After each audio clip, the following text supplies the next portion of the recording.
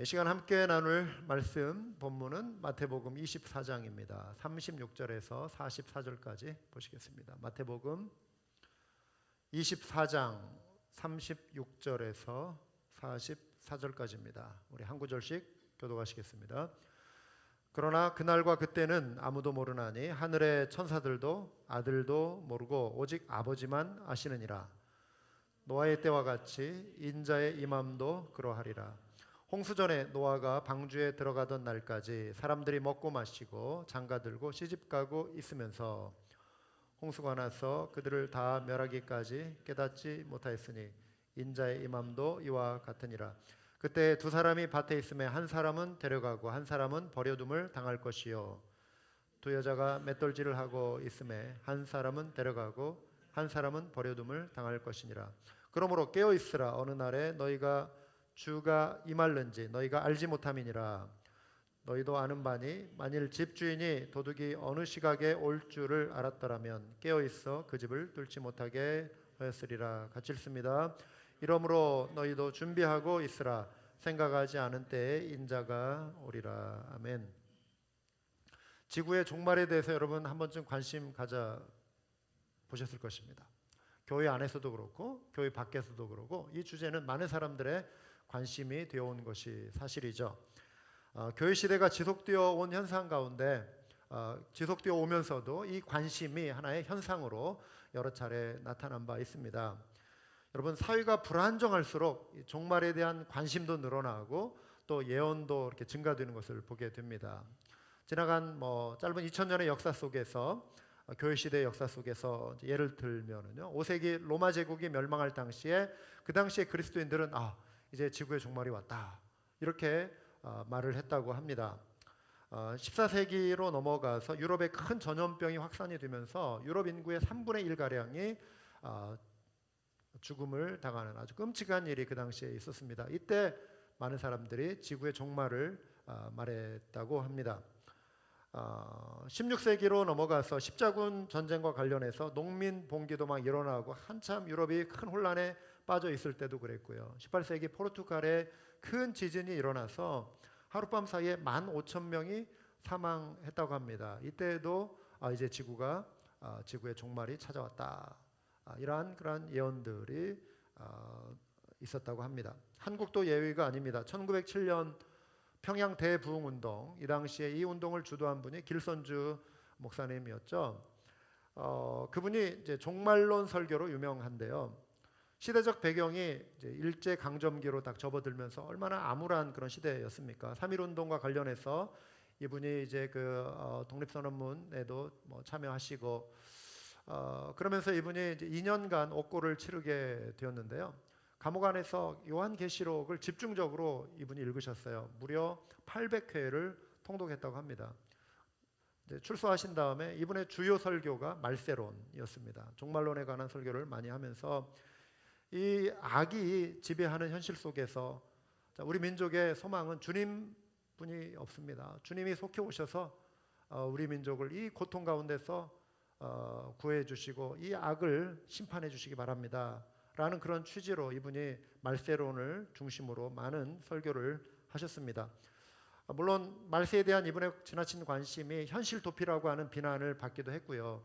또 심지어 이분이 여기에 너무 집중하시다 보니까 시한부 종말론자로까지 되었어요, 나중에. 그래서 1939년에 주님이 재림하신다, 아니면 2002년에 재림하신다, 이렇게까지 이분이 또 예언을 하기도 했다고 합니다. 반대로 종말론에 대한 이런 왜곡된 관심과 가르침도 문제가 있지만 무관심, 종말에 대한 무관심, 성경이 분명히 말씀하고 있는 예수 재림에 관한 내용에 대해서 아예 생각 없이 살아가는 것도 큰 문제입니다.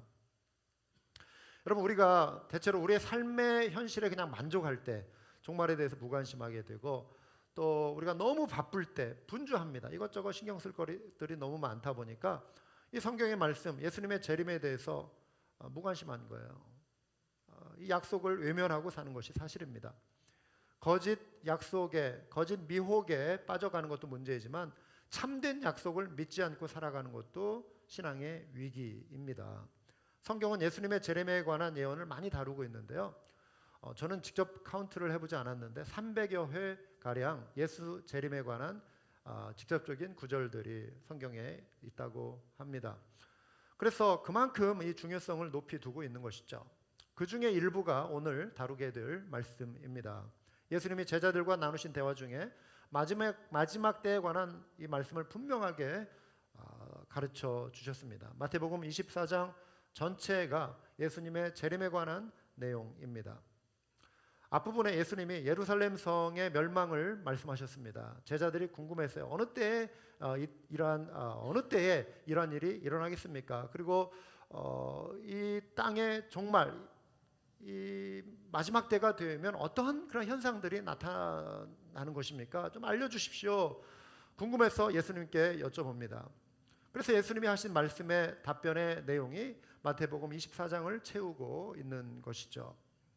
마지막 때에 일어날 징조들 7가지로 좀 정리해 볼 수 있는데요. 짧게 그냥 그 목차들만 살펴보려고 합니다. 첫째는 많은 사람들이 자칭 그리스도, 메시아, 구원자, 내가 그리스도다 여기저기서 이렇게 외치는 거짓 적그리스도들, 거짓 선지자들, 거짓 예언자들, 거짓 재림주들이 출현하게 될 것이다.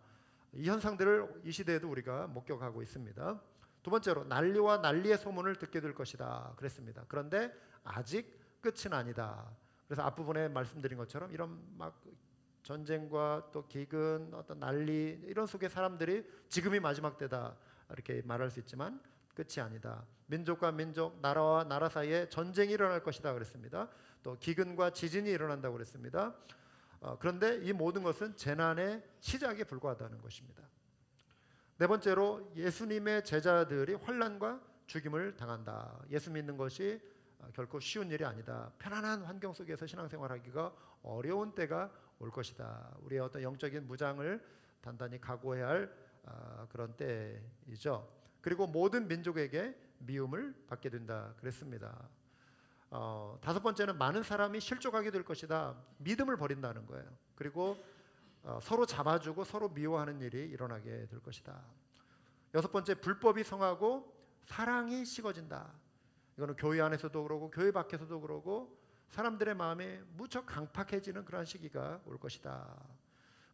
그러나 끝까지 견디는 자가 구원을 얻으리다. 그럼에도 불구하고 믿음을 지키는, 사랑을 붙들고 살아가는 그러한 자들이 구원을 받게 될 것이다. 마지막으로 천국 복음이 온 세상에 전파될 것이다. 그제야 끝이 오리라. 이렇게 말씀하셨습니다. 그래서 3절부터 14절까지 마태복음 24장 이 안에 7가지의 내용으로 이렇게 정리해 볼 수 있는 마지막 때의 징조들을 예수님이 말씀해 주셨습니다. 그래서 오늘 종말에 관한 예수님의 이 가르침을 통해 한 3가지 정도의 교훈을 좀 함께 생각해 보려고 합니다. 첫 번째는 주님이 다시 오시는 약속이 확실하다는 거예요. 예수님이 36절에서 그날과 그때라고 하는 말씀을 언급하시거든요. 그날, 그때, 종말의 때입니다. 주님 다시 오시는 때, 그날, 그때, 예수님이 지금 이렇게 말씀하시는 그날과 그때, 그때가 있을 것이다. 그날, 그때, 이걸 지금 예수님이 말씀하시는 거예요. 예수님이 죽으시고 부활하시고 승천하시게 되잖아요. 그런데 다시 오신다. 그 다시 오시는 그날, 그때를 의미하는 거예요. 앞구절 35절을 보시면은 예수님이 천지는 없어질지언정 내 말은 없어지지 아니하리라.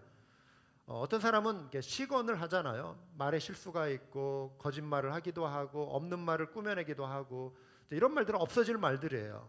그런데 진짜 참된 진리 이거는 없어지지 않는 거예요. 예수님이 하신 이 말씀은 사실이라는 것을 강조하시기 위해서 하시는 내용이죠. 천지는 없어질지언정 이것도 종말에 대한 예언이죠. 천지가 없어진다. 심판 때 새 하늘과 새 땅, 우리가 보는 이 땅에 이 모든 것이 불타 없어지고 새 하늘과 새 땅을 창조하시는 요한계시록의 말씀이 나오죠. 이 자체도 종말에 대한 말씀이긴 하지만 예수님의 말씀이 너무도 분명하고 확실하다라고 하는 것을 강조하시기 위해서 설령 천지는 없어진다 할지라도 내 말은 없어지지 않을 것이다. 영원할 것이다. 확실하다. 이렇게 지금 강조하신 것입니다. 주님의 재림, 다시 오심에 대한 약속들이 성경에 많이 있는데요. 그 대표적인 구절이 24장 30절과 31절이에요. 그때 즉 환난 후에 인자와 인자의 징조가 하늘에서 보이겠고 그때 땅의 모든 족속들이 통곡하며 그들이 인자가 구름을 타고 능력과 큰 영광으로 오는 것을 보리라. 그가 큰 나팔 소리와 함께 천사들을 보내리니 그들이 그가 택하신 자들을 하늘 이 끝에서 저 끝까지 사방에서 모으리라. 여러분, 이 구절 한 구절만 우리가 분명하게 인지하고 있어도 요즘 막 이렇게 떠들어대는 거짓 가짜 재림주들의 속임수에 넘어갈 수가 없는 거예요. 예수님이 오시면은 재림하시면 바로 이런 현상들이 나타난다라고 그랬잖아요. 그런데 거짓 이런 가짜 재림주들이 교묘하게 말씀을 이렇게 비틀어서 왜곡해서 가르치면서 포장하고 자신들이 재림주라고 이렇게 가르치지 않습니까? 주장하지 않습니까? 그러니까 우리가 말씀을 잘 모르면은 말씀을 외면하면 이렇게 거짓 미혹에 속아 넘어가는 것이죠. 우리가 시간 관계상 많은 구절들을 소개할 수 없어서요. 주보 설교 요약란에 몇 성경 구절들을 실어놨습니다.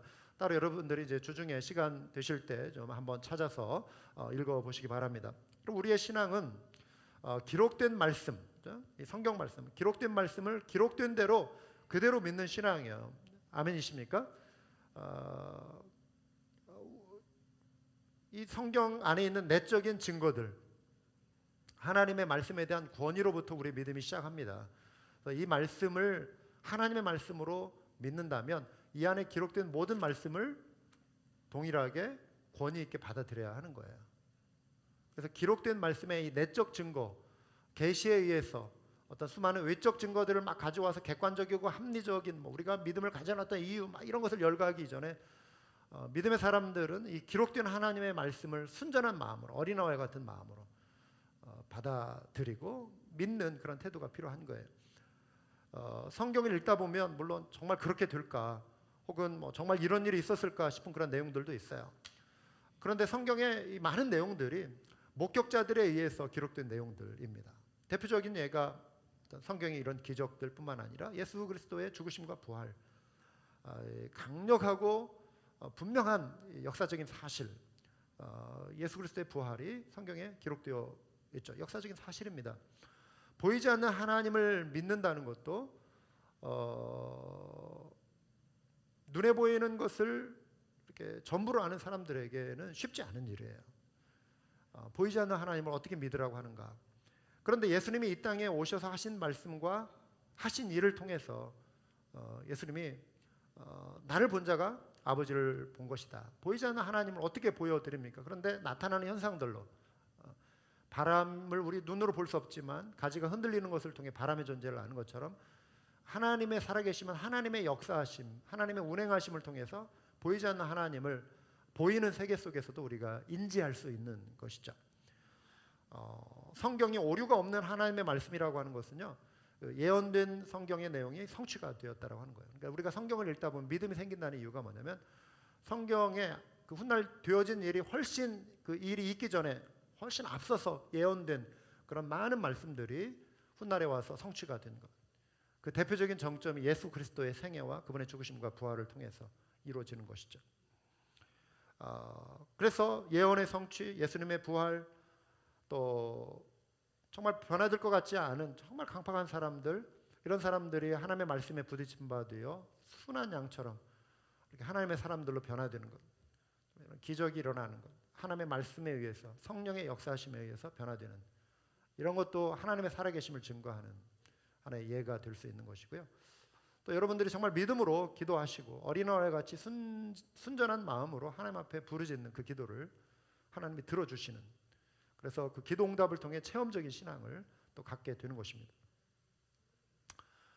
기도했는데 응답이 안 돼요. 여러분 정말 간절히 부르짖고 있는가? 내가 정말 믿음으로 간절히 부르짖고 있는가? 열심을 내서 우리가 기도하고 있는가? 기도를 통해 하나님의 체험적인 그 확실한 신앙을 우리가 갖게 되는 거예요.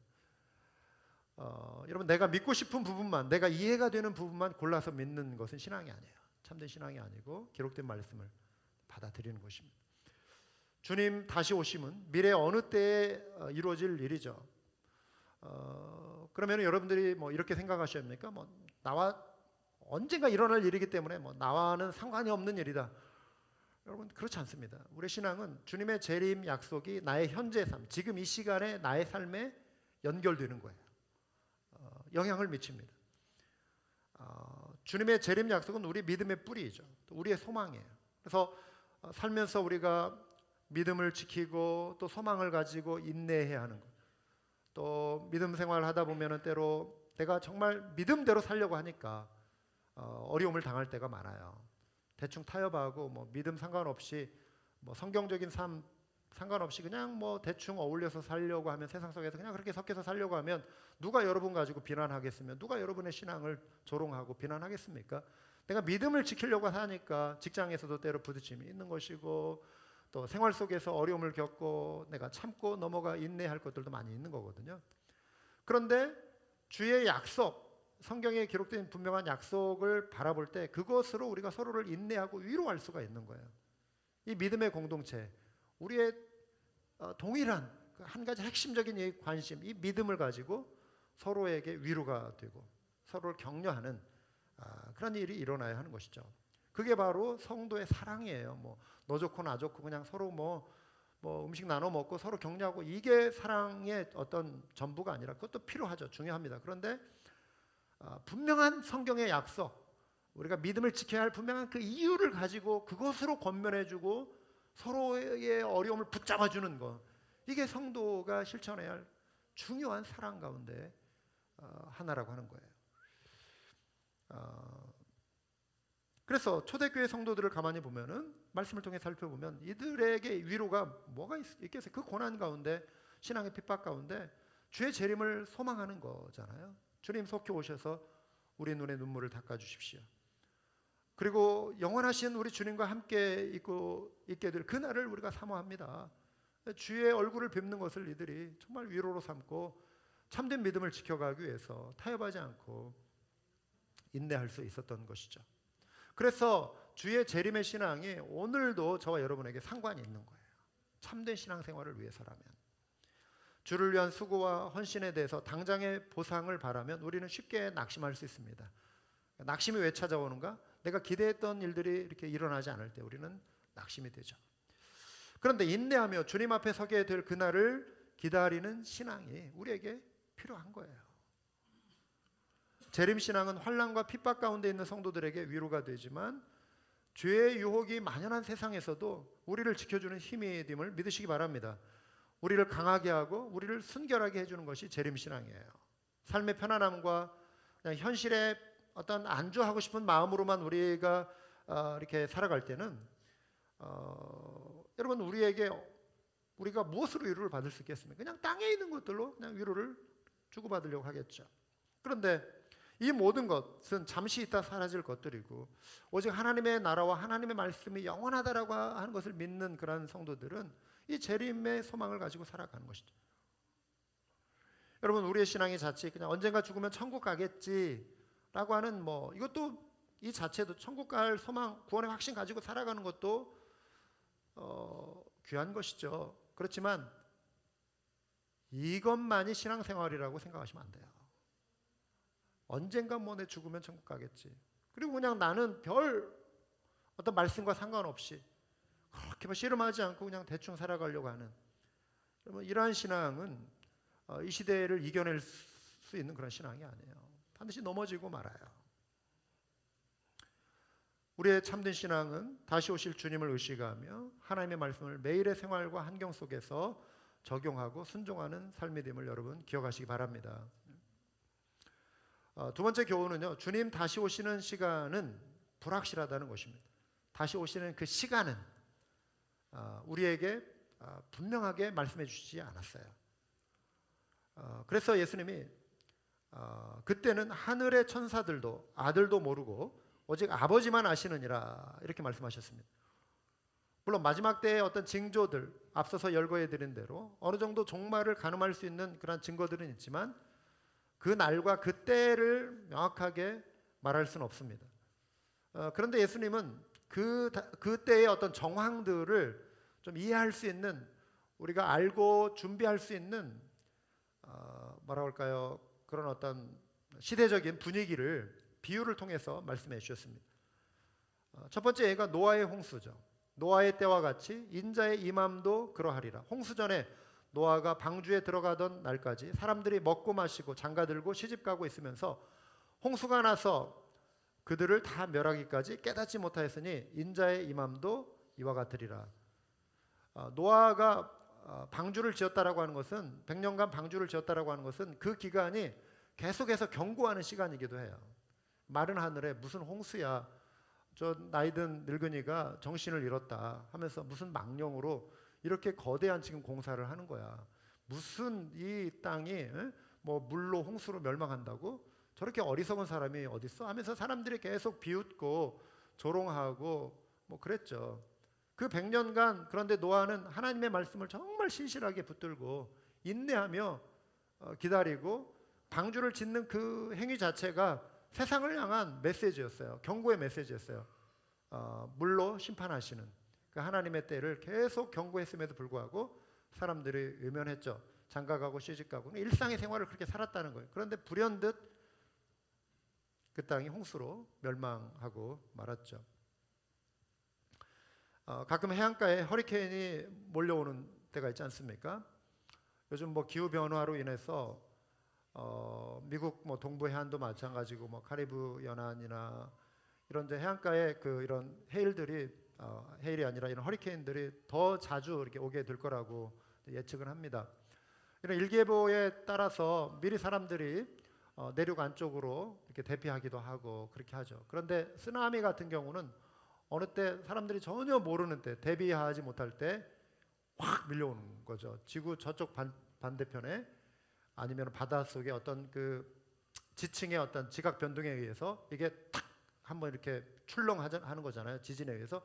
그럼 그 물결이 훅 일어난 것이 샥샥샥샥 밀려오는 것을 어떻게 알 수 있겠어요? 근데 이게 확 해안가를 덮쳐버리는 것이죠. 그러면은 그 인근에 사는 사람들, 수많은 사람들이 뭐 인도네시아도 그렇고 가끔씩 그런 쓰나미가 있지 않습니까? 큰 재난에 휩싸이게 되는 것이죠. 주님의 재림도 평범한 일상 중에 갑자기 임한다는 말씀이에요. 또 하나의 비유는 밭일과 맷돌질을 하는 사람들의 비유죠. 40절, 41절 보시면 그때 두 사람이 밭에 있음에 한 사람은 데려가고 한 사람은 버려둠을 당할 것이요 두 여자가 맷돌질을 하고 있음에 한 사람은 데려가고 한 사람은 버려둠을 당할 것이라. 이 마지막 때에 관한 뭐 신학적인 견해들, 이게 뭐 신학적인 용어를 잠깐 뭐 빌리면은 뭐 전천년 뭐 환란, 뭐 후천년 환란, 뭐 환란 전 휴거, 뭐 환란 중 휴거, 환란 후 휴거 뭐 등등의 어떤 뭐 신학적인 어떤 여러 가지 그런 관점들은 있는데 우리는 그러한 것을 떠나서 이제 성경의 말씀을 있는 그대로 보면은 이 안에 어떤 분리가 나오잖아요. 한 사람은 데려감을 당하고 한 사람은 버려둠을 당한다. 그 한 사람은 주님과 함께 있게 되는 것이고 한 사람은 심판의 자리에 서게 되는 그거예요. 분리가 일어난다. 이들 중에는 지금 가족 같이 함께 밭일을 하는 뭐 부자지간일 수도 있고 또 이웃집 어떤 일꾼일 수도 있고 형제지간일 수도 있고 근데 한 사람은 믿음 가운데 있고 한 사람은 믿음이 없는 사람 분리를 당하는 거예요. 밭에서 그러니까 집안에서 맷돌질을 하는 여인들 거기에는 뭐 어머니와 딸일 수도 있고 시어머니와 며느리일 수도 있고 뭐 자매지간일 수도 있고 이웃집 아낙네와 함께 일하는 것일 수도 있고 그런데 거기에서 또 이렇게 분리가 일어난다라고 하는 것입니다. 주님의 구원과 다시 오심의 약속을 믿고 대비하고 있는 자는 구원을 받는 것이고 믿음 없이 살아가는 자는 심판을 버려짐을 당하고 심판을 받게 되는 것이죠. 주님이 다시 오시는 이 때 시간은 불확실하지만 분명한 거예요. 그래서 세 번째 교훈으로 이어지는데요. 주님이 다시 오시는 대비는 가능하다는 거예요. 우리는 대비할 수 있다는 것입니다. 도둑이 침입하는 것을 또 비유로 두셨습니다. 43절과 44절인데요. 너희도 아는 바니 만일 집주인이 도둑이 어느 시각에 올 줄을 알았더라면 깨어 있어 그 집을 뚫지 못하게 하였으리라. 이러므로 너희도 준비하고 있으라. 생각하지 않은 때에 인자가 오리라. 그랬습니다. 도둑의 침입을 막으려면 깨어 대비해야죠. 언제 주님이 임하실지 모르는 그런 성도들은 할 수 있는 것은 뭐냐면 영적으로 깨어 준비하는 것입니다. 깨어 있는 거예요. 제 둘째가 어릴 적에 한 번은 저에게 이러는 거예요. 아빠, 아빠 새벽기도 나가잖아요. 그래. 아빠 새벽기도 나가는 시간에 저 좀 깨워주세요. 왜? 제가 좀 일찍 일어나가지고 좀 학교 갈 준비를 좀 미리 하려고요. 이것저것 하다가 좀 이렇게 여유 있게 아침도 먹고 그러다가 이제 학교에 가려고요. 네, 그러는 거예요. 그러면서 저에게 어떻게 깨워줄지 지침을 저에게 또 알려주는 거예요. 아빠, 저에게 와서 일어나라고 이렇게 말을 해주세요. 먼저 몸을 살짝 흔들면서 다하나 일어나라 이렇게 말을 해주세요. 그래도 제가 못 일어나면요 뺨을 살짝 건드려 주세요. 그리고 계속 안 일어나면요 저를 막 흔들어 주세요. 그리고요 그래도 안 일어나면요 저를 막 때려 주세요. 그래가지고 저를 깨워주세요. 제가 한 번인가 그렇게 시도했던 것 같아요. 이렇게까지는 안 하고 근데 그냥 자더라고요. 계속. 여러분 만일 우리 성도님들 가운데 어느 분이 저에게 찾아와서 목사님 제가 영적으로 잠들어 있고 정신 못 차리고 있을 때 목사님이 저에게 다가와서 저를 좀 흔들어 깨워주시면 좋겠어요. 제가 때로 믿음을 지키지 못하고 세상 속에 방황할 때 목사님 저에게 찾아와서 저를 좀 흔들어 주시고 깨워주시고 막 흔들어서라도 제가 정신 차릴 수 있도록 좀 해주시면 좋겠어요. 만약에 그런 성도님이 있다면 저는 이렇게 표현하고 싶어요. 영어로 그런 말 있잖아요. 좀 너무 기뻐가지고 You made my day 이런 표현 있잖아요. 당신이 오늘 나를 정말 기쁘게 했습니다. 집사님이 성도님이 오늘 저를 너무 행복하게 해줍니다. 그 표현이 저를 너무나도 행복하게 해줍니다. 저는 그럴 것 같아요. 목사가 와서 내가 혹시라도 넘어지면 붙잡아주고 그렇게 살면 안 된다고 말해주고 흔들어 깨워주고 그걸 부탁하는 성도가 있다라고 하는 것은 목사로서 너무나도 행복하고 기쁜 순간 아니겠습니까? 그렇게 흔들어서라도 주님 오심을 맞이할 준비를 하라고 권면하는 것이 얼마나 여러분의 영혼을 행복하게 하는 것이 되겠습니까? 일전에 동물의 세계에 관한 프로그램 본 적이 있는데요. 어미 사슴이 이제 새끼를 낳아요. 숲속에서 이렇게 좀 보호막이 되는 그런 안쪽에 이렇게 해서 새끼를 낳고 그런데 그 나레이터가 이렇게 설명하는 걸 들어보니까 엄마가 이제 그 자리를 새끼를 낳자마자 그 갓난 새끼를 놔두고 저녁에 일어나서 어디론가 사라져요. 밤새 어디론가 가 있어요. 그 이유가 뭐냐면 새끼를 낳는 그 순간이 맹수에게 표적이 되는 가장 위험한 시기랍니다. 그래서 맹수가 그걸 알아차리고 와서 그 엄마도 공격하고 새끼도 공격한다는 거예요. 그래서 엄마가 저쪽으로 자리를 피해 있는다는 거예요. 서로를 보호하게. 그리고 이제 새벽이 되니까 정말 날이 밝으니까 그 뭡니까 사슴이 저 언덕 위에서 다 이렇게 나타나가지고 새끼 있는 데로 이렇게 오더라고요. 카메라가 그걸 다 잡아요. 근데 태어난 지 하루밖에 안 됐는데 그 사이에 이 사슴이 힘이 생기는 거예요. 일어날 힘이 생겨가지고 엄마를 따라서 이렇게 걸어가는 어디론가 또 이렇게 이동하는 그 모습을 봤어요. 그러니까 이렇게 동물의 세계임에도 불구하고 이들이 그 본능적으로 그 순간에 맹수의 표적이 될 수 있다라고 하는 그 위험을 감지하고 거기에 대비를 하는 거예요. 대비하는 거죠. 위험을 대비하는 거. 여러분, 우리는 모두 부족합니다. 우리는 사나운 맹수의 공격, 세상의 공격이죠. 영적인 표현에 의하면 세상의 공격, 세속의 물결, 죄의 유혹, 그리고 사단의 공격의 표적이 되기 쉬운 존재. 우리는 연약한 존재들입니다.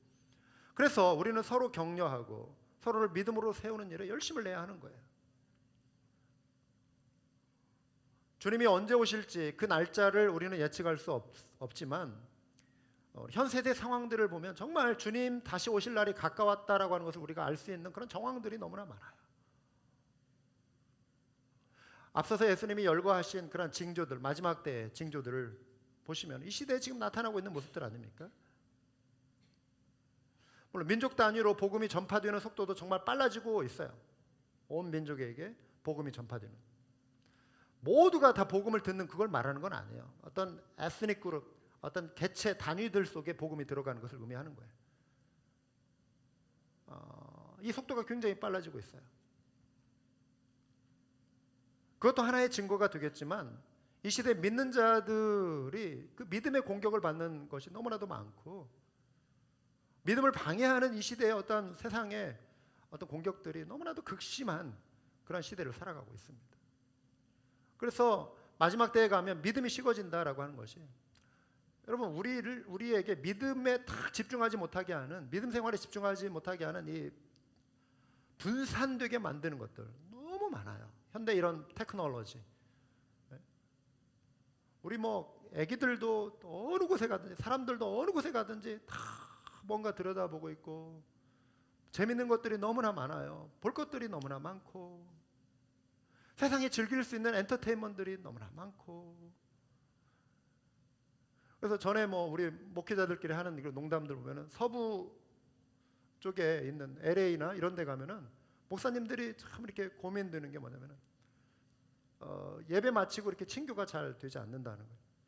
축도할 때 예배당에서 슉슉슉 하는 소리가 난대요. 축도할 때 뭐냐면은 일어나서 빠져나가는 소리.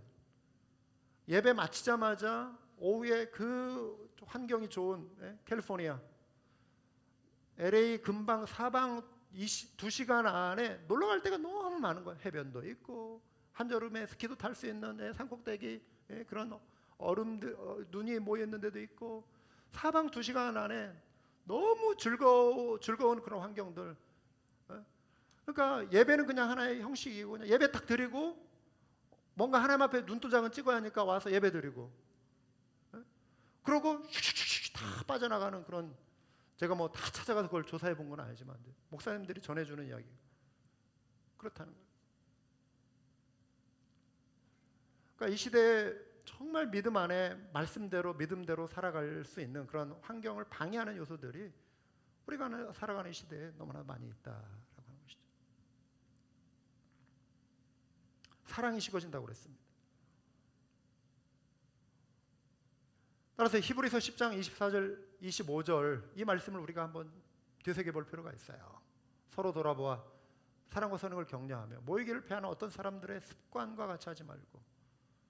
이 말씀이 왜 나왔는가 보면은요, 이 히브리서의 배경이 성도들이 마지막 때 믿음을 배반하는 일들이 늘어나는, 이미 그 당시에 초대교회의 극렬한 핍박 속에 초대교회 성도들도 그 공격에 의해서 무너지는 사람들이 많이 있었거든요. 그래서 이들이 믿음 안에 견고히 있으라고 권면하는 내용이 히브리서예요. 배도하는 일들이 많이 있었거든요. 그래서 믿음 안에 견고하게 붙들어 있어라. 그러면 어떻게 믿음을 지키며 살 수 있을까? 그래서 서로 돌아보아 사랑과 선행을 격려하는 일을 해야 한다. 모이기를 패하는 습관과 같이 하지 말고, 어떤 사람들의 습관과 같이 하지 말고 오직 권하여 그날이 가까움을 볼수록 더욱 그리하자. 그날이 가까움을, 그날이 뭐예요? 주의 재림. 주의 재림을 소망하며 이들이 믿음을 지켜내는 것이죠. 주님이 오신다라고 하는 약속이 분명하고 주님 오심이 가까울수록 우리는 형제자매로 또 믿음의 군사로 믿음의 동역자로 모이기를 힘쓰는 그러한 성도가 되어야 할 줄 믿습니다. 여러분 끝까지 영혼 구원 사명에 우리는 집중해야 돼요. 그래서 우리가 추수감사 예배 우리가 드릴 때 이 시기에 정말 주님께서 찾으시는 그 한 영혼이 주님께로 돌아와 구원 얻는 역사가 있게 해주십시오. 우리가 위해서 간절히 기도하고 이 행사를 준비해야 할 줄 믿습니다. 영국 교회의 침체를 진단한 여러 가지 견해들이 있는데요.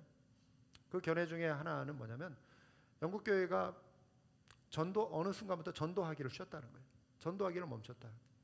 이거는 아주 단순한 진단이죠. 그런데 사실이에요.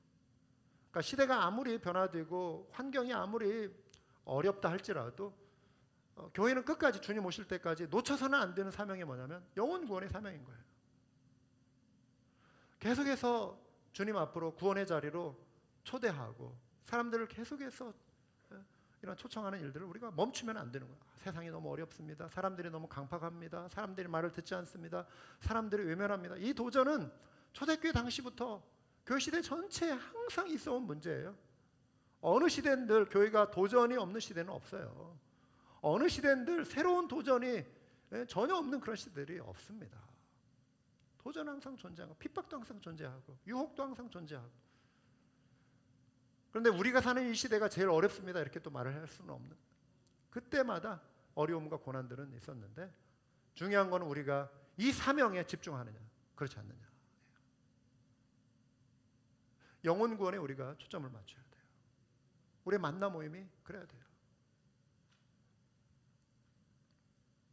교회도 때로는 한여름의 뙤약볕을 강렬하게 맞이할 때가 있어요. 가뭄이 찾아올 수도 있습니다. 항상 교회가 뭐 풍년 들고 뭐 막 추수가 막 넘쳐나는, 그럼 얼마나 좋겠습니까? 때로 가뭄의 시기도 찾아오고 어려움이 찾아올 수도 있습니다. 추위가 찾아올 수도 있습니다. 그런데 마지막 때 우리는 더욱 용기와 믿음을 가지고 우리의 사명에 집중해야 할 줄 믿습니다. 울며 씨를 뿌릴 때 기쁨으로 거두게 할 줄 믿습니다. 이 믿음을 가지고 가야 돼요. 그래서 우리는 모여서 사랑과 선행을 격려하는 것이죠. 그리고 구원받지 못한 분들의 이름을 우리가 부르고 간절히 기도하고 이들을 초청하고 또 서로 주님을 닮아가도록 격려하는 일이죠. 그래서 우리가 모임을 통해서 영혼 구원의 역사가 일어나고 예수님을 닮아가는, 근데 우리가요 이렇게 조금 마음을 들이면은 그 사명에 조금만 우리가 마음을 열어드리면 하나님이 일을 이루어 가십니다. 우리가 모든 것을 다 하라고 하시지 않는 것 같아요. 보면은 우리의 그냥 마음을 드리는 거예요. 그래서 찾아가고 또 권면하고 그분들을 위해서 기도하고 하나님 주시는 눈물을 가지고 또 이렇게 부르짖고, 우리는 그 정도를 들을 수 있어요. 그런데 하나님이 우리의 그 눈물 한 방울을 통해서 일하시고 우리의 그 외침을, 우리의 그 간절한 마음을 하나님이 사용하셔서 마중물로 사용하셔서 폭포수와 같은 그런 은혜를 부어주시는 것이죠. 중요한 건 우리가 지금 거기에 마음을 쓰고 있느냐 이것입니다. 우리 한마음교회가 이 일을 위해서 마음을 모으느냐, 우리 이 일을 위해서 우리가 수고하고 애쓰고 헌신하고 하는 거예요. 행사하고 그냥 바쁘게 살고 그냥 뭐 너 좋고 나 좋고 그냥 즐겁게 그냥 뭐 이 차원이 아니라 주님이 맡겨주신 그 사명이 마지막 때 믿음을 흔드는 이 시대에, 사랑이 식어가는 이 시대에 변함없는 사명을 붙들고 우리가 도전이 많은 이 시대에 우리가 나아갈 수 있느냐 이것입니다. 사랑하는 여러분, 주님 오심을 깨어 대비하는 우리 모두가 될 수 있길 바랍니다. 우리 한번 기도하시겠습니다.